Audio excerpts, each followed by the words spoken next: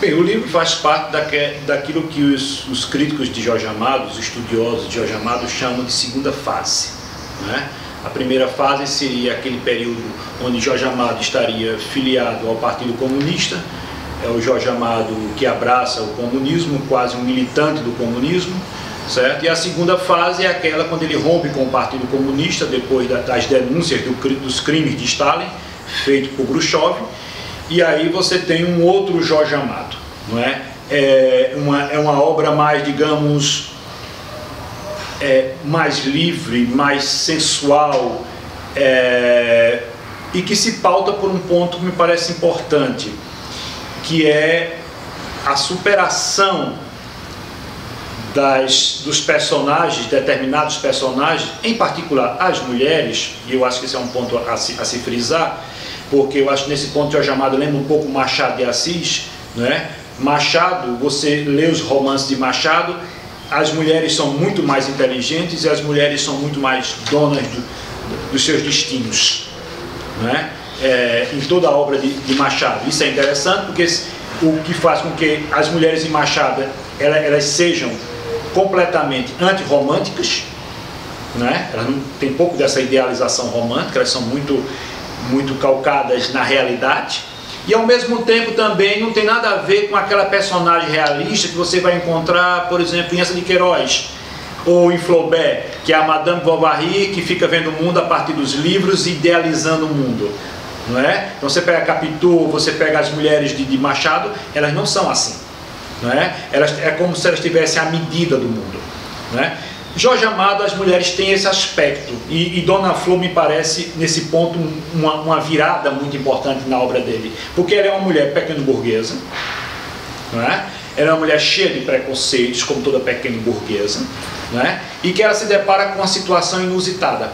Ela é casada com um homem que é o inverso, tem uma prática de vida que é completamente contrária à vida dela, né? Mas ela aceita como boa pequena burguesa, como uma mulher que está inserida dentro de uma sociedade patriarcal, ela aceita aquela condição, né? O marido morre num domingo de carnaval, né? Fantasiado de baiana, certo? Em pleno carnaval, né? Ela parte para um período de viuvez, né? Depois ela casa novamente com um senhor extremamente conservador, que é o Dr. Teodoro, não é? Aquele burguês típico, clássico, patriarcal e etc.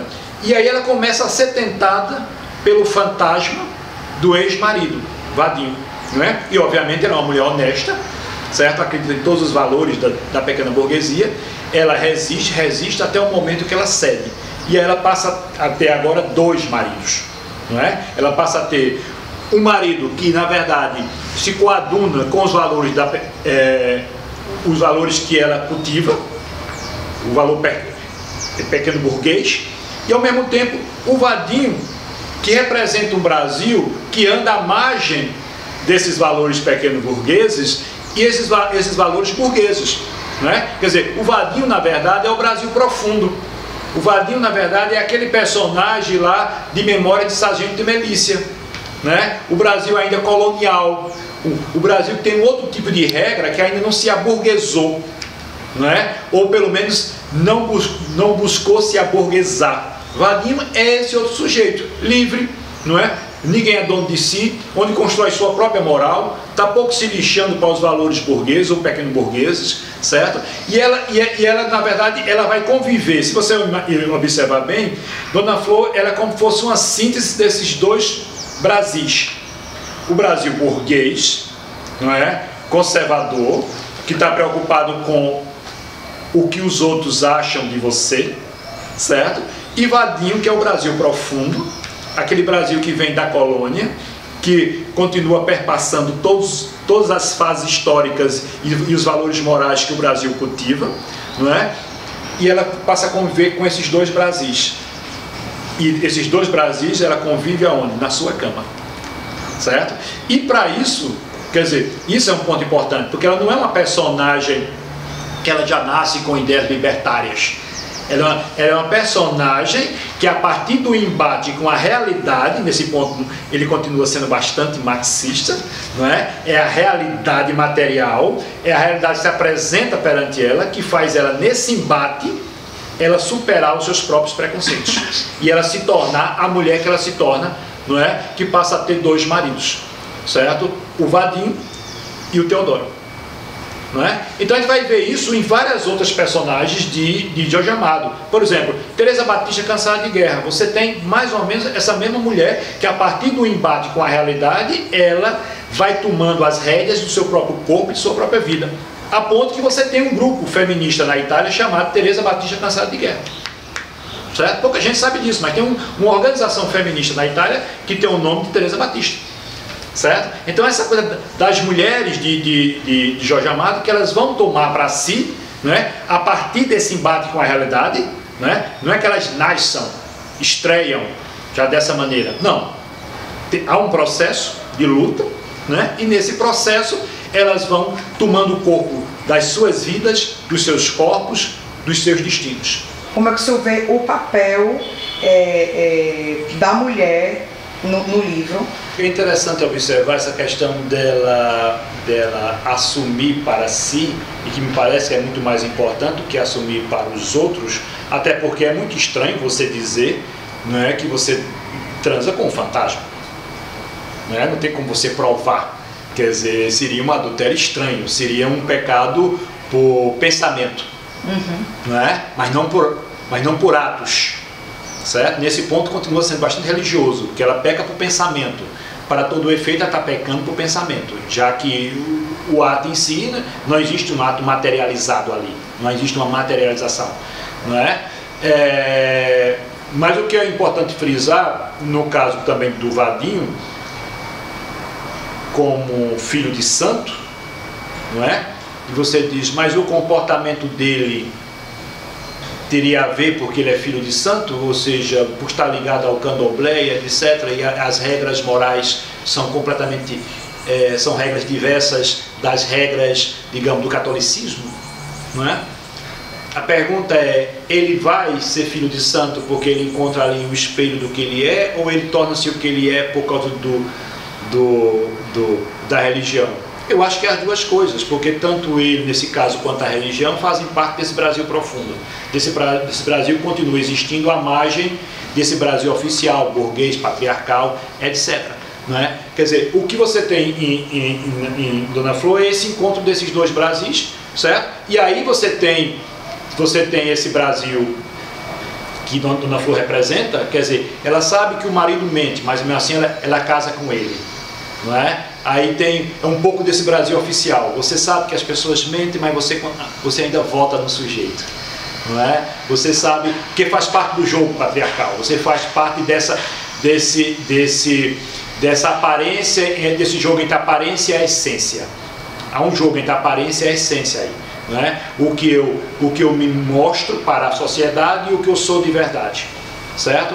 No caso dela não, ela é bastante honesta mesmo, quer dizer, ela segue aquilo que manda, né? Mas é nesse embate, eu acho que isso é um ponto importante, é no embate com a realidade, né? Quando a realidade muda para ela, e essa capacidade que ela tem de se repensar, né? E de se redefinir. Se você observar pelo ponto de vista político, né? Isso é muito interessante, você imaginar que Jorge Amado vem de uma tradição comunista, ou seja, ele está inserido naquilo que eu chamo as grandes utopias, cheias de certezas absolutas, né? Onde alguém se acorda de manhã e sabe exatamente o que é melhor para a humanidade, e obviamente que a humanidade nunca foi consultada, e obviamente que a humanidade que não goste da sua solução para a humanidade será morta, certo? Isso é um ponto importante. E nesse ponto, todas as grandes utopias elas se comungam. Pode ser o fascismo, o nazismo e o comunismo, todas elas se comungam, né? Alguém tem a solução para a humanidade e acorda toda manhã, certo? Dizendo, eu sei qual é o melhor para a humanidade, não é? E mesmo você que vai ser morto, não se preocupe, porque amanhã será melhor se você não existir. Esse Jorge Amado passa agora a tratar de personagens, certo? Onde você não fica claro o que é melhor para as pessoas, não é? Elas vão se descobrir com o embate. Quer dizer, são personagens onde ele não tem uma fórmula. Qual é a fórmula da felicidade?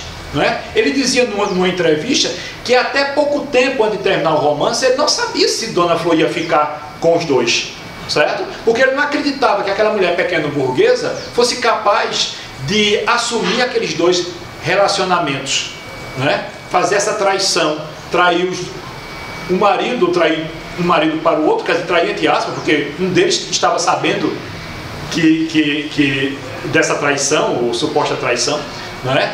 Mas ele diz que a personagem é mais forte, foi mais forte do que ele, enquanto autor, não é? Claro, você pode ser um jogo que tá dizendo, isso é interessante ele falar isso, na verdade, não sei se isso tem tanta importância. O que tem importante, na verdade, é essa mulher, como as demais personagens de Jorge Amado, principalmente dessa segunda fase, que são mulheres fortes, que vão descobrindo o seu destino, certo? Por si, e não porque alguém tem uma fórmula para dizer o que é melhor para eles, certo? Isso é que é importante, não é? Quer dizer, ao mesmo tempo, ele não abre mão da relação material, ou seja, é a realidade material, é a realidade substantiva, não é nenhuma metafísica, mas é a realidade substantiva que nos leva a mudar, certo? Nesse ponto ele continua ainda fiel ao marxismo, certo? Mas ao mesmo tempo ele trai o marxismo a não colocar ali uma certeza, que cada pessoa é uma pessoa, e mesmo a pessoa criada no meio tacanho, pequeno burguês, patriarcal, como é o caso de Dona Flor, não é? Que ninguém duvida de sua honestidade, e aquela cena final é maravilhosa, não é? Porque ela vai descendo com o marido para um almoço de domingo na casa de uma parente dele, uma irmã dele ou coisa parecida, certo? E quando ela passa, os antigos amigos de Vadinho a cumprimentam, não é? E alguém comenta: quem diria que Dr. Teodoro seria um homem capaz de dar conta de Dona Flor, não é? Porque ele diz: olha o rosto de felicidade dela. Não é só o rosto de felicidade de quem está bem financeiramente, é de quem está bem também na cama, não é? E o doutor Teodoro, aquele tipo cafoninha, né, todo certinho, não é possível que ele conseguisse dar conta de uma mulher como Dona Flor, não é? E aí ele diz: observe, ela anda como se alguém estivesse beliscando a bunda dela, e que era Vadinho beliscando a bunda dela, né? E a felicidade dela era uma felicidade plena, era plena no casamento e plena da cama, não é? Quer dizer, essa plenitude que ela descobre para si, certo? A partir de um embate com a realidade material, e que nós vamos encontrar isso em outros personagens de Jorge Amado, certo? Isso eu acho que é a grande força, um dos aspectos interessantes da obra de Jorge Amado, que talvez não vem sendo percebido com a generosidade ou com o olhar mais arguto que merecia.